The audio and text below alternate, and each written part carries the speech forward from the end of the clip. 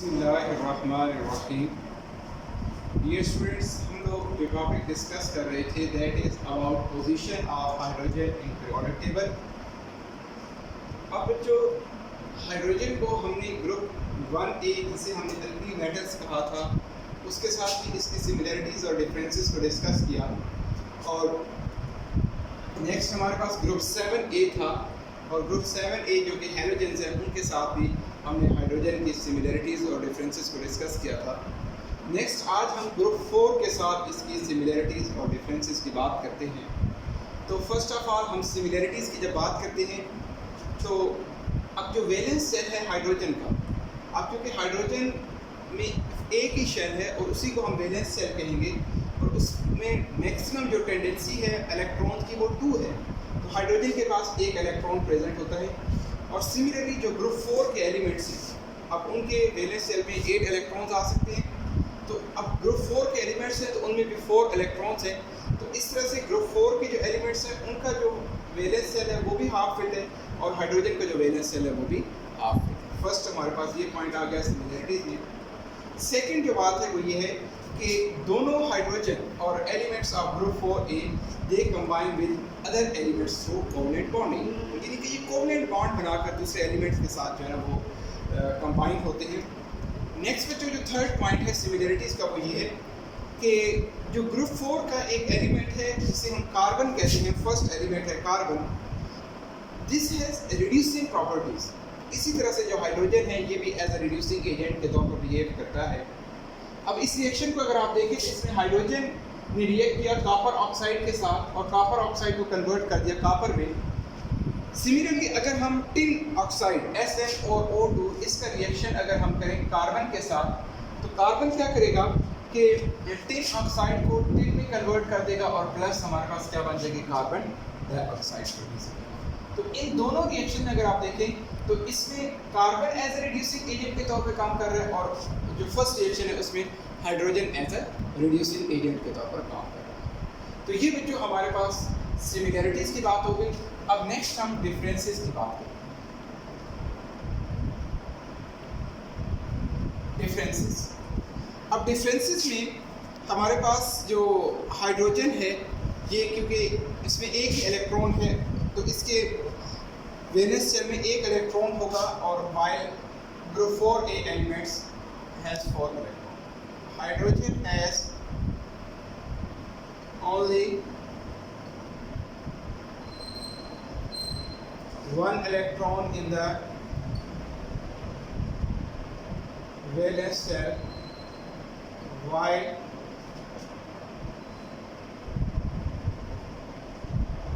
group 4 elements have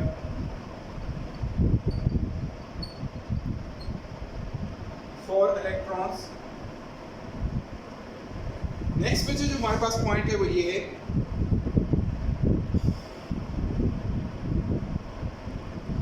है कि hydrogen gas है लेकिन ग्रुप 4 के जो एलिमेंट्स हैं वो सॉलिड्स हैं।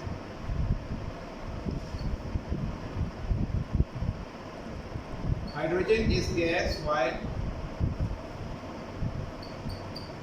Group 4A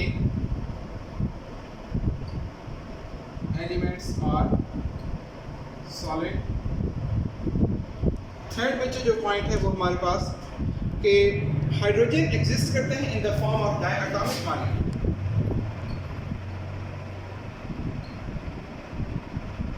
exist as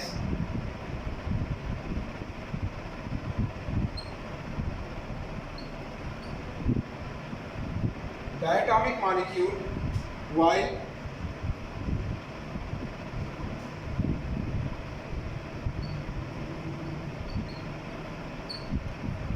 elements of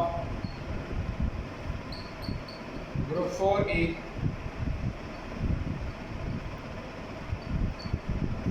cannot exist as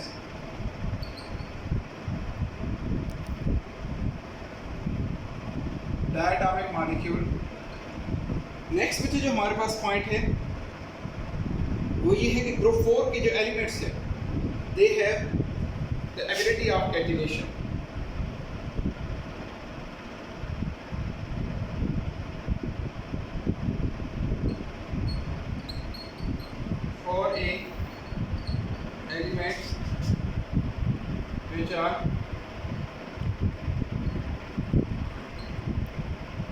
carbon and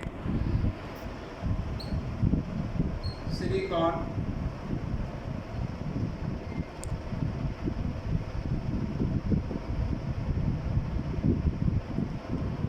have the catalytic ability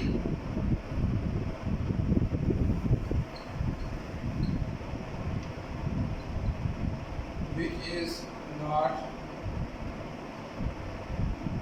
present in catenation क्या चीज़ होती है कि आपस में एटम्स का कंबाइन होकर और एक लॉन्ग चेन जो है ना वो फॉर्म करना, that is known as a catenation. तो ये इसमें कैटिनेशन की प्रॉपर्टी एग्जिस्ट करती है कार्बन और सिलिकॉन में, लेकिन हाइड्रोजन में ये प्रॉपर्टी एग्जिस्ट नहीं। तो इस तरह से बच्चों हमने इन तीनों ग्रुप्स के साथ हाइड्रोजन की सिमिलरिटीज़ और डिफरेंसेस को डिस्कस किया, लेकिन हमने ये देखा कि जो ग्रुप 1A है उसके साथ हाइड्रोजन की जो प्रॉपर्टीज़ हैं वो मोर रिजेंबल करती थी। अब ये नहीं कि ग्रुप 1 के टॉप पे हमने हाइड्रोजन को प्लेस करते हैं तो ये कोई हाइड्रोजन की एक्यूरेट पोजीशन है, ऐसा नहीं है। ये हमारे मॉडर्न पीरियोडिक टेबल का एक ड्रॉबैक है कि हाइड्रोजन को हमने अल्कली मेटल के टॉप पर रखा हुआ है, लेकिन जस्ट ये मोर सूटेबल पोजीशन है, ये आप एक्यूरेट पोजीशन जो है ना वो हाइड्रोजन की नहीं कह सकते। तो इस तरह हमारा ये चैप्टर नंबर 1 जो है ना वो वाइंड अप हो गया। अब इसकी जो एक्सरसाइज का क्वेश्चंस हैं, कुछ शॉर्ट क्वेश्चन हैं, रीजनिंग क्वेश्चन, उनका सॉल्यूशंस मैं ग्रुप में जो है आपको शेयर कर दूंगा, तो उसको आप लोगों ने वहाँ से स्टडी करना है। अगर उसमें कोई प्रॉब्लम्स आए तो वो आप लोग मुझे बता सकते हैं। ओके स्टूडेंट्स, अल्लाह हाफिज़।